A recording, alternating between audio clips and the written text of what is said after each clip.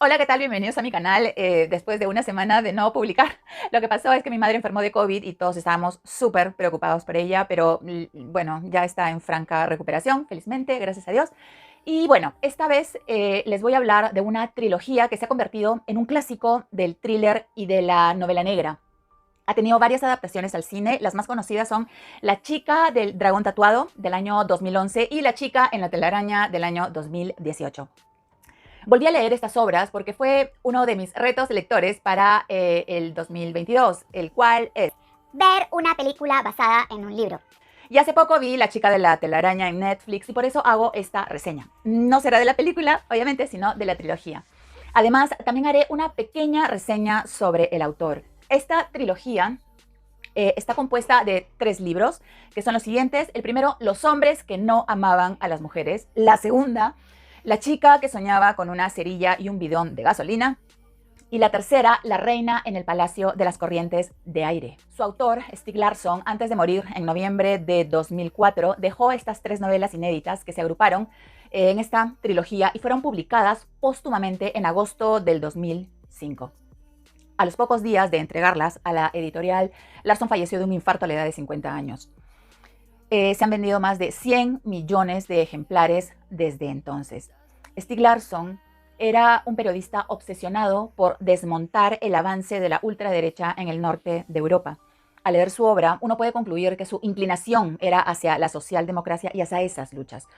Durante su trabajo de periodista investigó qué hubo detrás del asesinato de Olof Palme en 1986. Sus amigos lo recuerdan como un aventurero de izquierdas marcado por una violación de la que fue testigo en su juventud y que intentó redimir a través de un personaje protagonista que se llama Lisbeth Salander. La primera entrega, Los hombres que no amaban a las mujeres, empieza con 2 historias. Una trama de corrupción en la que el periodista de investigación Michael Blombisk se vio envuelto al emitir un reportaje en su revista Millennium, el cual destapaba la corrupción de políticos y empresarios corruptos que se hicieron ricos con el dinero de los contribuyentes. Uno de esos nuevos ricos era Hans Wennerström. Lamentablemente, la investigación le salió mal porque parecía que le habían tendido una trampa y fue acusado por este magnate por difamación, delito que tenía una pena de 3 meses de prisión, más una indemnización millonaria que Michael no sabía de dónde la iba a sacar. Por otro lado, el magnate Henrik Banger estaba muy interesado en investigar a Wennerström. Para eso, envía a su abogado y amigo Dirk Frode para que contacte a Dragan Armansky, quien tenía una empresa de seguridad, Milton Security, para que se encargue de esa investigación. En Milton Security trabajaba Lisbeth Salander, una chica de 24 años, una peculiar investigadora privada, socialmente inadaptada, tatuada y llena de piercings y con extraordinarias e insólitas cualidades. En realidad era una hacker de talla mundial, pero ese era su gran secreto. Por eso era tan buena en lo que hacía y Armansky la contrata para esa misión. Un buen día, el ex empresario y magnate Banger pide reunirse con Michael Blombisk en una isla sueca propiedad de la familia Banger y le propone 2 cosas. La primera era escribir una autobiografía y resolver un enigma. La biografía de Henry Banger en realidad iba a ser una venganza contra la familia Banger, que él detestaba, aún siendo parte de ella. El enigma era la desaparición de su amada sobrina nieta Harriet Banger, hacía 36 años. El caso estaba cerrado, pero Henrik vivía obsesionado con resolver este misterio antes de morir. En las paredes de su estudio tenía colgadas 43 flores secas y embarcadas. Las primeras 7 fueron regalos de su sobrina. Las otras llegaban puntualmente para su cumpleaños, de forma anónima desde que Harriet desapareció. Para eso, Michael tendría que trabajar para Banger durante 1 año, a cambio de un jugosísimo sueldo, una indemnización que le alcanzaría para pagar la multa, y sobre todo, el viejo Banger le daría información suficiente para hundir ¿a quién? A Wennerström. Y ahí lo enganchó, para que Michael aceptara. Y por supuesto, contará con la colaboración inesperada de Lisbeth Salander. Es ahí que empieza la búsqueda de una persona desaparecida y el descubrimiento de los secretos más oscuros y sórdidos de una familia, lo que nos va a llevar a una carrera contra el tiempo para encontrar a un asesino serial. Por un momento parece un misterio de habitación cerrada, pero luego la historia se va decantando de una manera muy interesante, muy ágil y con un muy buen ritmo hasta el final. Es una magnífica novela que no vamos a poder dejar Esta historia es narrada en tercera persona, es completamente lineal y el tiempo de la novela es de 1 año. En esta obra, el autor levanta la bandera de la lucha de las mujeres para sobrevivir al abuso en todas sus formas y le da una voz a quienes no la tienen para que luchen por obtener justicia. Esta novela cuenta con 4 partes y un epílogo. La primera se llama Incitación, la segunda, Análisis de consecuencias, la tercera, Fusiones y la cuarta, Hostile Takeover. Y al comienzo de cada una de estas partes nos muestra 2 líneas con una estadística sobre la situación de la mujer en Suecia. Es muy interesante. Se nota que fue un hombre muy comprometido con la situación de las mujeres abusadas en su país. También es una crítica feroz al sistema y a la corrupción imperante que generaba. Los personajes están muy bien concebidos, tanto Miguel como Lisbeth son los pilares que sostienen esta historia y son personajes inolvidables y entrañables. Ambos son muy valientes, inteligentes y sobre todo con un sentido de la moral y de la justicia muy profundo, cada uno a su manera. Y entre ellos será inevitable que surja una tierna y fugaz historia de amor. Esta primera entrega es un relato autoconclusivo, a diferencia del segundo, y es absolutamente recomendable. La segunda entrega, La chica que soñaba con una cerilla y un bidón de gasolina, se ubica 2 años después de lo ocurrido en Hedestad con la familia Wanger. Lisbeth está fuera de Estocolmo en un lugar paradisíaco, sin querer saber nada de Miguel, y él no tenía idea de por qué, lo cual lo ponía muy triste.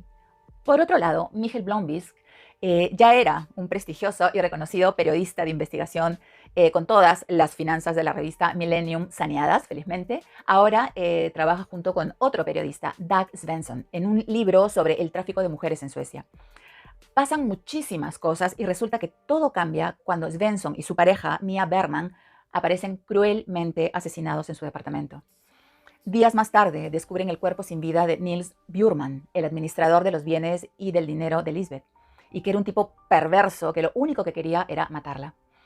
Todo apunta a que Lisbeth es la asesina. Entonces Miguel Blomqvist decidirá investigar los crímenes por su propia cuenta para demostrar la inocencia de su amiga.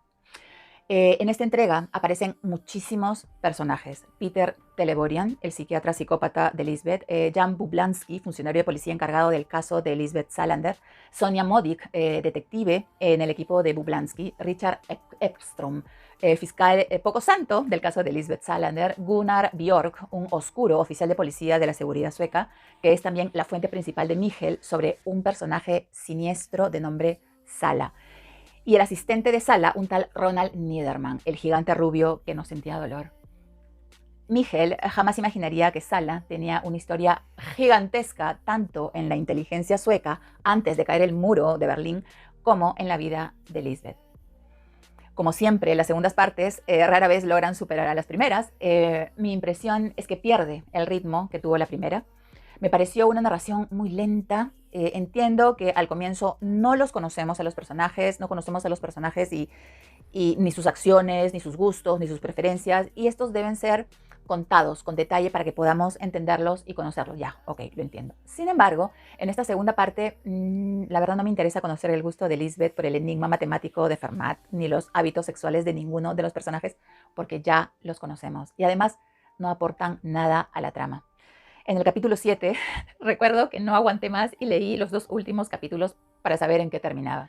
Es una narración muy enrevesada, enmarañada y poco verosímil. Hay un tema con uno de los personajes malvados que me parece muy forzado y no me lo creo. Sin embargo, Lisbeth Salander es nuestra heroína absoluta, así que se lo perdono.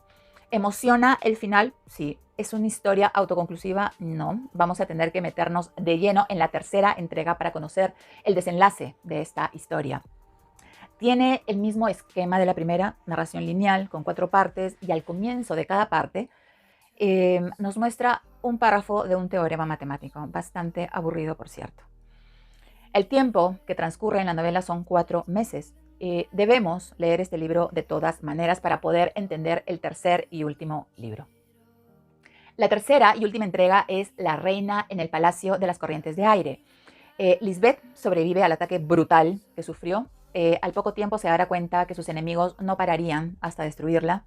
y que detrás de todo este afán de hacerle daño y desaparecerla, se tejía una filigrana finísima de ocultamiento de información y de identidades que en el pasado sirvieron a los intereses del gobierno sueco antes de la caída del muro de Berlín y del desplome de la Unión Soviética. El hecho de que Elisabeth siguiera con vida haría peligrar esa telaraña de intereses que tenían que ver nada menos que con una sección de la SAPO, o sea, del Servicio de Inteligencia Sueco.